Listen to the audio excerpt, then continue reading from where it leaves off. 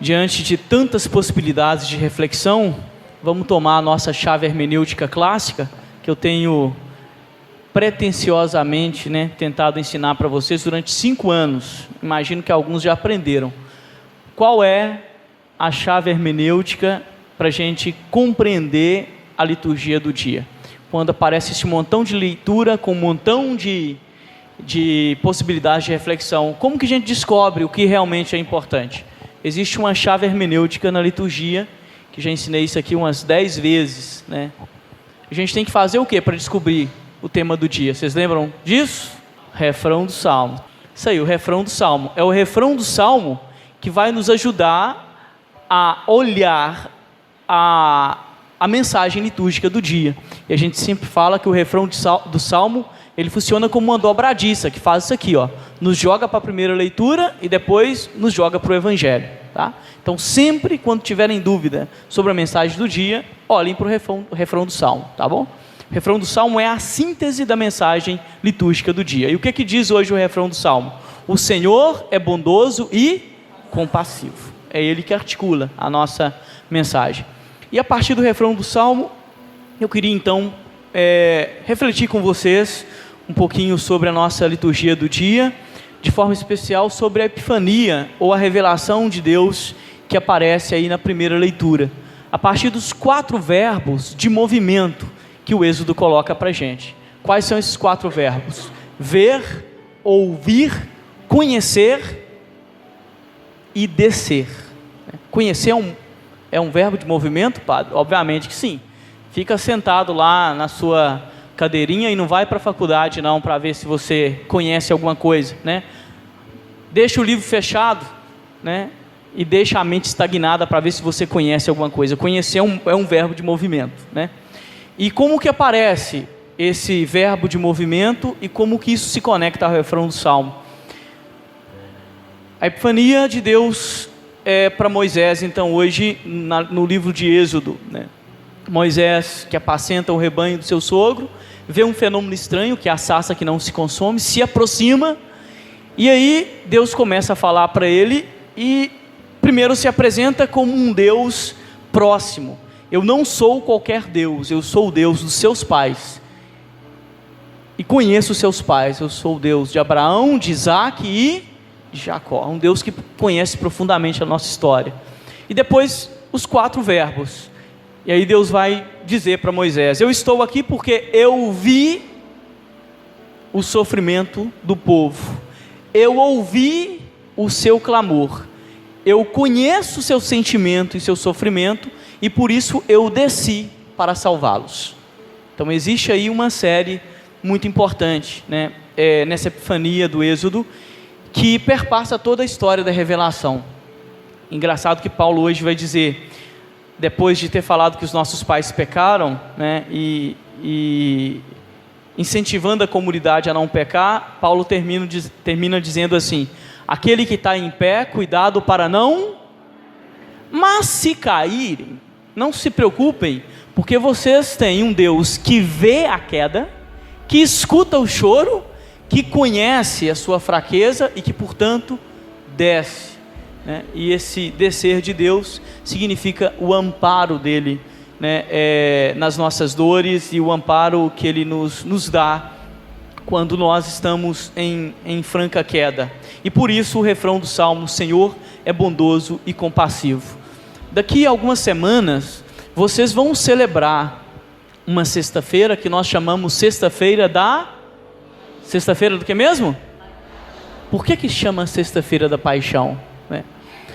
Se chama sexta-feira da Paixão porque nesse dia se celebra o movimento que nós chamamos de movimento quenótico na teologia, que é o movimento de descida de Deus, descida de Deus em Jesus Cristo para nos salvar. E por isso a Páscoa cristã, na paixão do Senhor, se assemelha à Páscoa judaica. É o Senhor que uma vez mais vê, escuta, conhece e desce, para salvar o seu povo. E aí termino a homilia dizendo que a novidade cristã mais impactante e mais importante em toda a teologia, em toda a cultura, e que destoa das outras epifanias de Deus nas culturas, porque se nós professamos que Deus é único, nós não podemos excluí-lo das outras culturas. Todas as outras culturas, em alguma maneira, têm o contato com o divino, mas o que diferencia o contato, né, ou a experiência da divindade no judeu cristianismo, a gente poderia dizer, na cultura judaica e no cristianismo, é a imagem de um Deus capaz de se compadecer com o sofrimento humano. Os deuses do Olimpo não estão nem aí com o sofrimento humano.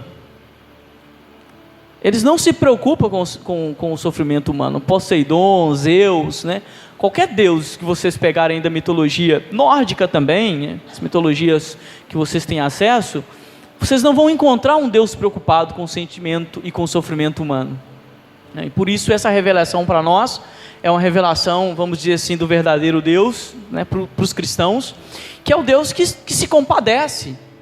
É um Deus, né, e a gente usa a palavra compadecer justamente para falar, né, da compaixão, aquele Deus que padece junto. Isso é o compadecer. É o Deus que toma para si o nosso sentimento, né, que está na mesma frequência, né, não se assustem com a palavra, na mesma frequência patológica ou passional, que sofre as suas dores, né? Como o ser humano sofre e junto com o ser humano. Isso é a novidade do cristianismo. Um Deus que é capaz de ver, não somente de ver, mas de ouvir, de conhecer, e não somente para aí, né? Mas depois de tudo isso, de ver, de ouvir e de conhecer, de se compadecer e de vir, né, em socorro do ser humano com a sua graça. Isso é a novidade. E é por isso que a Sexta-feira da Paixão deveria ser vivida por nós como, vamos dizer assim, o maior mistério da nossa fé. Um Deus apaixonado pelo ser humano ao ponto de morrer, e não qualquer morte, uma morte que nós chamamos morte de cruz, né? Isso é o mistério mais bonito que nós celebramos.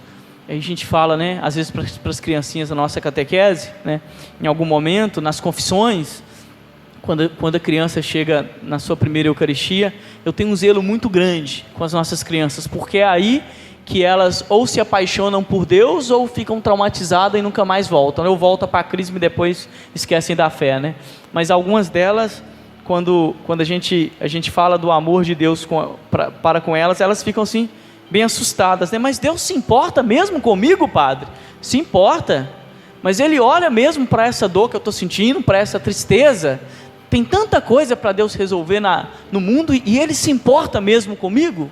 Isso é o espanto da nossa fé, né? Deus se importa mesmo com você. Isso não é uma loucura, né? Por isso que Paulo vai dizer, né? Aquilo que é loucura para o mundo é sabedoria para Deus. Não existe coisa mais louca, mais subversiva do que pensar que Deus se importa com a nossa dor, que Ele vê, escuta, conhece e desce. Esses 4 verbos são realmente espetaculares. A gente deveria, né, levar isso para a nossa vida. Meus irmãos e irmãs, louvado seja o nosso Senhor Jesus Cristo.